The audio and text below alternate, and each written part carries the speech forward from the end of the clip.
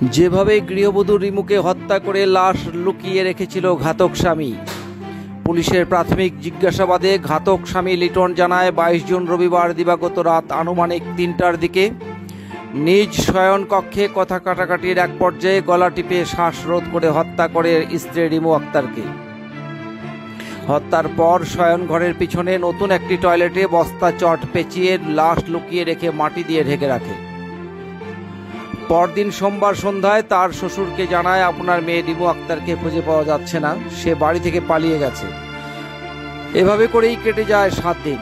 29 June রবিবার দিবাগত গভীর রাতে লাশটিকে দূরে কোথাও লুকিয়ে রাখার উদ্দেশ্যে টয়লেট থেকে বের করে বস্তায় ভরে বাইসাইকেলে করে খটসিঙ্গা বাজারের পশ্চিম দিকে সিকরামপাটি গ্রামের সুমন রায়ের বাড়ির বাইরে একটি টয়লেটের স্ল্যাবের নিচে লুকিয়ে রাখে।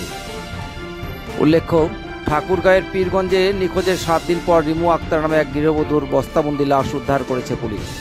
সোমবার দুপুরে খটসিঙ্গা সিকরামপাটি এলাকার সুমন রায় নামে এক ব্যক্তির বাড়ির টয়লেট থেকে ওই গৃহবধূর বস্তাবন্দি লাশ উদ্ধার করা হয়।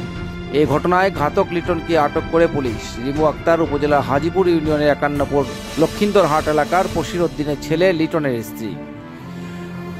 ওই গৃহবধূর বাবা ইকরামুল হক জানান, নিহত রিমু 5 মাসের অন্তঃসত্ত্বা ছিল। গত সোমবার থেকে তার কোনো খোঁজখবর পাওয়া যাচ্ছিল না। তার স্বামী লিটনের কাছে তার খোঁজখবর জানতে চাইলে সে নানাভাবে ছলচাতুরি করতে থাকে। পরে পুলিশের কাছে অভিযোগ করেছি। পুলিশ তাকে আটক করে জিজ্ঞাসাবাদ করলে লিটন রিমুকে হত্যার কথা স্বীকার করে। তার দেয়া তথ্য মতে খটসিঙ্গা সিকরামপাটি এলাকার সুমন নামে এক ঝালাই মেকানিকের বাড়ির টয়লেট থেকে রিমুর বস্তাবন্দি লাশ উদ্ধার করে মর্গে প্রেরণ করেছে পুলিশ। ওই গৃহবধূর স্বামী তাকে হত্যা করে লাশ টয়লেটে লুকিয়ে রেখেছিল।